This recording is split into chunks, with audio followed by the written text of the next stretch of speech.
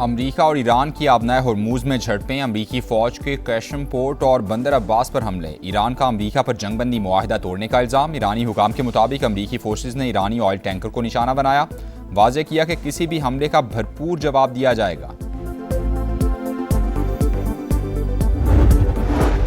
सदर ट्रंप की अमरीकी बहरी जहाज़ों पर हमले की तस्दीक, छोटी ईरानी कश्तियों और ड्रोन्स को तबाह करने का दावा, वाज़ेह किया कि सीज़ फायर अब भी नाफिज है। ईरान पर जवाबी हमले सिर्फ हल्की कार्रवाई थी। 3 अमरीकी जंगी जहाज़ बगैर नुकसान के आबनाए हॉर्मूज से गुजर गए। ईरानी कश्तियों को समंदर में डबो दिया गया। कोई नॉर्मल मुल्क होता तो जहाज़ों को गुजरने देता, लेकिन ईरान कोई नॉर्मल मुल्क नहीं है, उसकी क़यादत जुनूनियों के हाथ में है। अगर ईरान ने मुआहिदा ना किया तो मुस्तकबिल में इससे भी ज़्यादा बुरी तरह मारेंगे।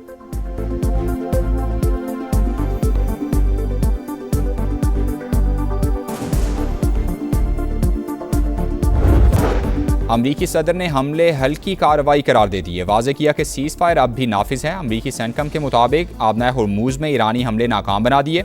जवाबी कार्रवाई में ईरानी अस्करी तनसीबात को निशाना बनाया गया। हमलों में कोई अमरीकी तनसीब या जहाज़ मुतासिर नहीं हुआ।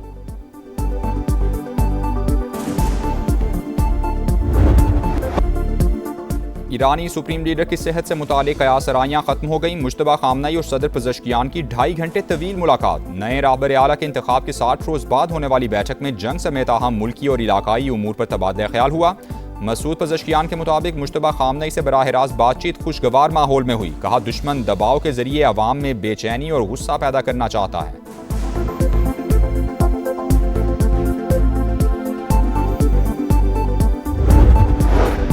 अमरीका और ईरान जंग के खात्मे के लिए कलील मुद्दती मुआहदे पर गौर कर रहे हैं। रॉयटर्स का दावा, खबरसां इदारे के मुताबिक आरज़ी इंतजाम एक सफ़े पर मुश्तमिल याददाश्त के तौर पर मुरतब किया जा रहा है। जुज़वी डील आबनाए हॉर्मूज खोलने का सबब बन सकती है। जामे मुआहदे के लिए दोनों ममालिक के दरमियान इख्तिलाफात बरकरार हैं। वॉल स्ट्रीट जर्नल के मुताबिक जंगबंदी के लिए अमरीकी तजावीज़ पर ईरान का जवाब आज मुतवक्के है।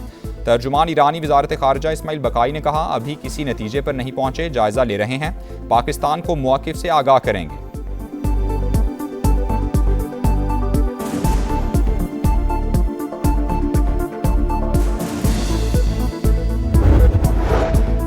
अमरीकी सदर डोनाल्ड ट्रंप और यूरोपीय कमीशन की सदर का टेलीफोनिक राबता, ईरान समेत मुतादिद अहम उमूर पर बातचीत हुई। सदर ट्रंप ने कहा, हमने ईरान को जौहरी हथियारों के हुसूल से रोकने पर इत्तेफाक किया।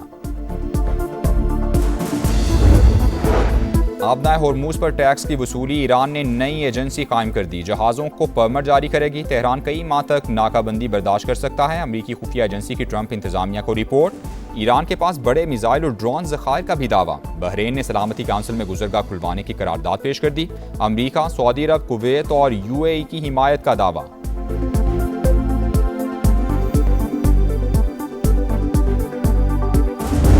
ये जो मार्का हक में आपने देखा है, ये 10-15% है of our overall power potential. किसी का बाप भी पाकिस्तान पे आंच नहीं ला सकता। Nothing can undo Pakistan. एक पाकिस्तान और एक फील्ड मार्शल, ये मेरा ख्याल है दिन रात इनके ख्वाब में।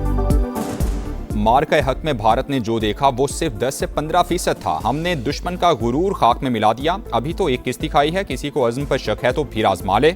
हम पहले भी तैयार थे, अब भी तैयार हैं, आइंदा भी तैयार रहेंगे। किसी का बाप भी पाकिस्तान पर आंच नहीं ला सकता। अजीमुशान फतह का 1 साल मुकम्मल होने पर तर्जुमान पाक फौज की दुश्मन को ललकार। लेफ्टिनेंट जनरल अहमद शरीफ चौधरी ने कहा, 2 जौहरी ताकतों के दरमियान जंग की गुंजाइश नहीं, ये सरासर पागलपन है। मार्का हक ने हमेशा के लिए वाज़ेह लकीर खींच दी। पाकिस्तान और फील्ड मार्शल दिन रात भारतीयों के ख्वाब में आते हैं। सिंदूर बेचना भारत की मजबूरी, हमें कोई मसला नहीं है। वो अगले और पिछले दोनों सिंदूर की तैयारी कर ले।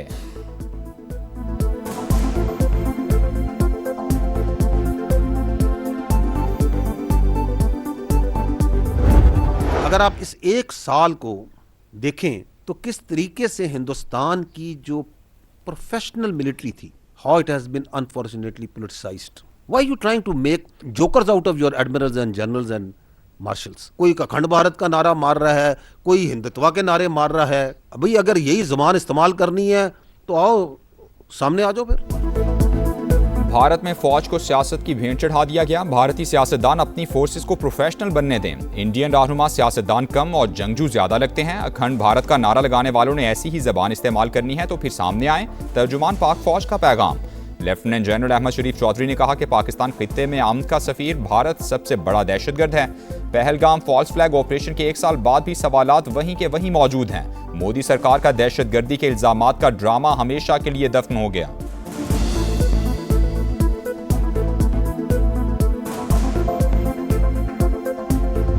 हम 8-0 पे हैं। 4 रफेल, एक Su-30, एक MiG-29, एक मिराज 2000 और एक एक्सपेंसिव मल्टी रोल जो है वो अनमैन्ड एरियल सिस्टम।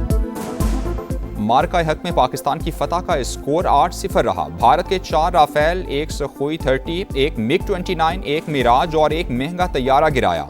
हमने भारत के कम्युनिकेशन सिस्टम को टारगेट करते रहे, डेटा सेंटर्स को भी निशाना बनाया। Deputy chief of air staff की ब्रीफिंग, कहा पाकिस्तान का रद्द-ए-अमल दुश्मन के लिए अजीम सरप्राइज था। पाक फजाइया की जानिब से 4 राफेल तैयारों को छोटा सा वेलकम नोट दिया गया। राफेल तैयारे डेटा लिंक्स, इमेज, कम्युनिकेशन और गाइडेंस से महरूम हो गए थे। चारों तैयारों ने इमरजेंसी रिकवरी श्रीनगर में की।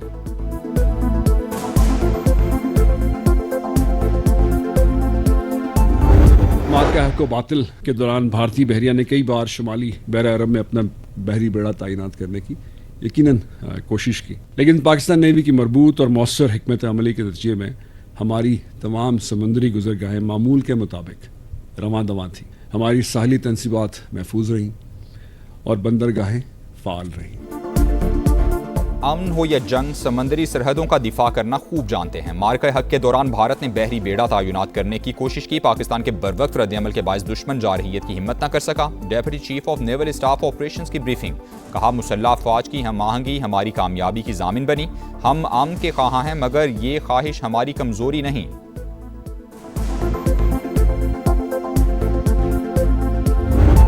For the first time in the history of air warfare, PF conducted full-spectrum, multi-domain operation. Within minutes, multiple Rafale jet Su-30 MKI. Out of dozens drones launched on Pakistan, none was able to return home. Struck 16 enemy air bases. Key military installation, BrahMos site, critical command and control center, and 2 of his prized S-400 battery was neutralized. मार्का हक के दौरान पाक फजाइया ने दुश्मन का air defence system नीस्तो नाबूद किया। साइबर सिक्योरिटी के भी परखचे उड़ाए। Air chief marshal Zaheer Ahmed Babar Sidhu का मार्का हक का 1 साल मुकम्मल होने पर तकरीब से खिताब, कहा दुश्मन ने पहलगाम में ड्रामा रचाया, बगैर सबूत पाकिस्तान पर इल्ज़ाम लगाया, गैर जानिबदाराना तहकीकात की पेशकश के बावजूद जारहियत दिखाई। पाक फजाइया ने मुंह तोड़ जवाब देकर उसे धूल चटाई। सबरा पाक फजाइया ने जवान मर्दी का मुजाहरा करने वाले अफसरान को तारीफी असनाद से नवाजा। शोहदा के अहले खाना से भी मुलाकात की।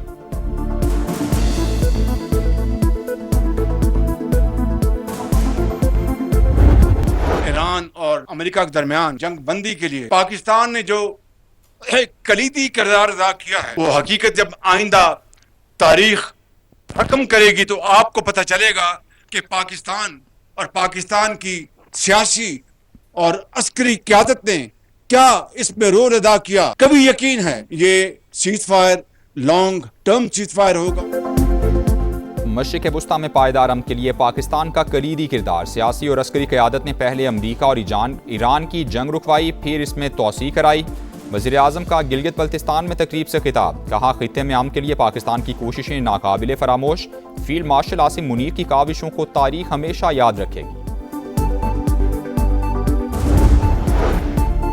खित्ते में कशीदगी कम करने के लिए सिफारती कोशिशें जारी। वज़ीर आज़म शहबाज शरीफ का कतरी हम मनसब से टेलीफोनिक राबता, इस्तेहकाम के लिए राबते बरकरार रखने पर इत्तेफाक। कतरी वज़ीर आज़म की पाकिस्तान की सालिसी की तारीफ। नायब वज़ीर आज़म इसहाक डार और ईरानी वज़ीर ख़ारजा अब्बास अराग़ची की भी गुफ्तगू। सिफारती अमल जारी रखने की अहमियत पर जोर। दोनों रहनुमाओं का अमरीका ईरान मुज़ाकरात में पेशरफ्त पर तबादला ख्याल हुआ।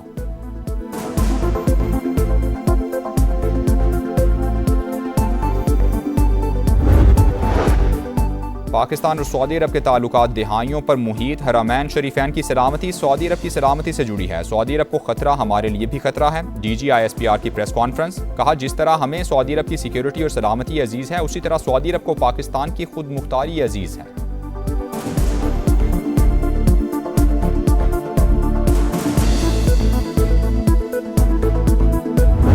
ये एलीट की फौज नहीं है, ये गरीब की फौज है। उसमें कुछ लोगों ने अंदर से भी उनको कहा कि जी ये देखें, ये तो अपना काम नहीं जानते, अपने काम के अलावा सारे काम करते हैं। तो हमने फिर 6 और 7 को और 9 और 10 को काम करके दिखाया या नहीं दिखाया। ये बातचीत जो सी है वो सियासी पार्टीज का इस्तेहकाक है, पर उन्होंने आपस में करनी है। हम तो कहते हैं करें, अपने जो इतने मसाइल हैं बातचीत से हल करें। Who stops them? पाक फौज एलीट की नहीं गरीब की फौज है। दुश्मन को गलत फहमी थी कि अवाम और फौज में दूरी है। कुछ लोगों ने अंदर से भी दुश्मन से कहा कि ये अपने काम के सिवा सब कुछ करना जानते हैं। हमने 6 से 10 मई तक अपना काम करके दिखा दिया। तर्जुमान पाक फौज की मीडिया ब्रीफिंग।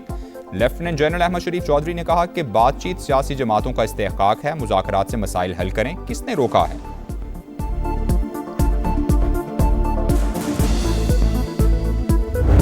क्या बनना है कश्मीर ने? पाकिस्तान। तो ये 6 दरिया किसके हैं? ये हमारे हैं।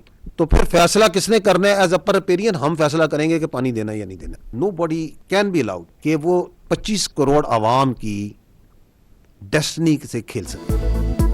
6 दरियाओं पर सिर्फ पाकिस्तान का हक है। किसी को सिंतास मुआहदे की खिलाफ वर्जी नहीं करने देंगे। कश्मीर पाकिस्तान की शरक था, है और हमेशा रहेगा। कश्मीरी अपने मुस्तकबिल का फैसला खुद करेंगे। DGISPR का 2 टोक मौक़िफ़। लेफ्टिनेंट जनरल अहमद शरीफ चौधरी ने कहा, अफगानिस्तान हर किस्म की दहशतगर्दों की आमाजगाह बन चुका। हम दुश्मनों के खात्मे के लिए ऑपरेशन गज़ब लिल हक जारी है। इस्लाम के प्रचारी होने का ड्रामा रचाने वालों की भारत से यारी है। भारत और अफगानिस्तान दोनों बेनकाब हो चुके। अफगान तालिबान हमारे बच्चे लगते हैं। अगर उनके पास घड़ियां हैं तो हमारे पास घड़ियाल हैं।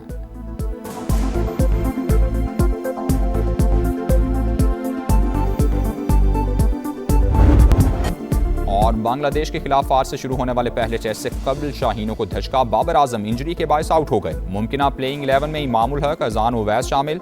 शाहीन आफरीदी, हसन अली, मोहम्मद अब्बास की शमूलियत मुतवक्के। साजिद खान या नोमान अली में से एक स्पिनर का इंतखाब होगा। कप्तान शान मसूद जीत के लिए पुरअज़्म।